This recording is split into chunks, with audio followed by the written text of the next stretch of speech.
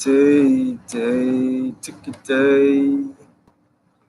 Day, day, day, day, day, day, day, tick a day. Da da day, da da day, day, day, tick a day. Da da day, da da day, day, day, tick a day.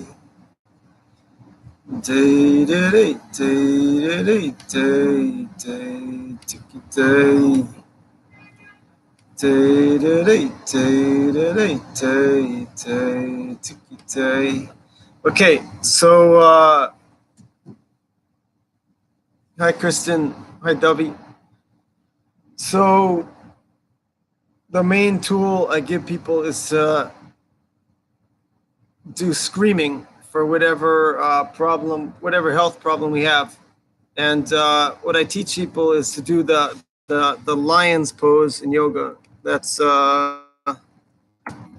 lion's pose from yoga. I'm typing in the notes. You can look on YouTube. They have hundreds of videos on how to do the lion's pose. And that's when you stick out your tongue, you open your jaw, you go ah, to release all the deep emotions. And we're for whatever health goals or challenges we're working with, we want to release all the deep emotions, transform all the deep emotions every day. And most people are looking for something more complicated. You know, someone called me today. They said, what can I take? People want to take stuff before they practice stuff for whatever reason. And taking stuff's cool, you know. I went to a healer last week. He told me to take magnesium. I went out. No, he had it in his office. I bought some magnesium with a kosher stamp. Took it. Felt good. Felt really good, you know. And but deeper than taking stuff is what we can practice every moment. And in America, we have this whole thing, the opioid crisis, right? What's the deal with the opioid crisis? Painkillers are when we take painkillers, we're trying to mask the symptom. The pain is the symptom. The pain is the symptom. Oh, hey Coleman, long time. The pain is the symptom of whatever's going on, and to mask the pain with a painkiller, it doesn't heal the root of the problem, right? We're getting at the roots of all our problems. We're meditating with courage, and we're tuning into the roots of each of our problems, or the ultimate root of all of our problems. And we're addressing the root, and we're not getting distracted by anything that just masks the symptoms. As tempting as it is, we're not indulging in anything that masks the symptoms. That might give us temporary relief, but let's think of it like a war. Say you're the general of an army, and the enemy is attacking, and you just sit there like shooting the frontline guys.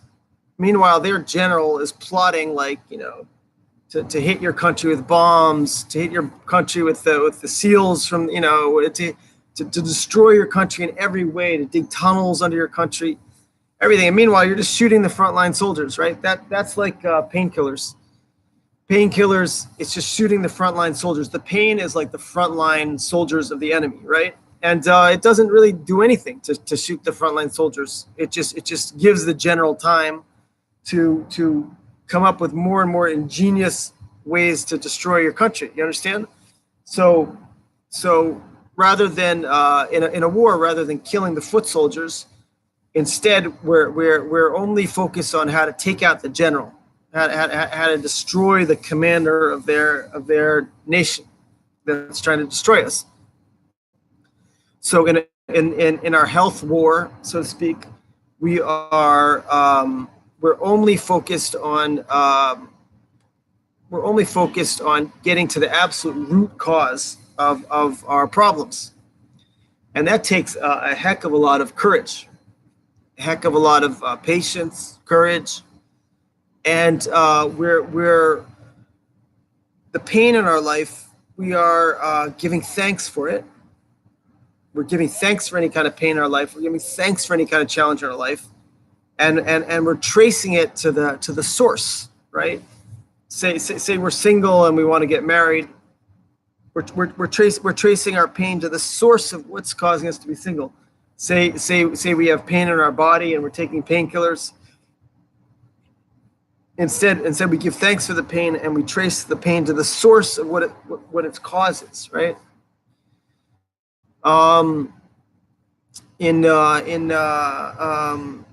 Yeah. So the whole opioid crisis, no pain, no gain. Symptoms can obscure what the root cause might be. Removing them isn't always worthless. I hear you. That's one of the comments from Noli Gavora. I hear you. I agree and I disagree at the same time. We don't want to numb the symptoms. We want to trace them to the source. If we go back to the war metaphor, we can kill the frontline soldiers, and at the same time try to kill their general. Lisa Mechanic, yeah, it's dark. Yes, I'm sitting in the dark. Don't mind me. I'll just sit here in the dark. So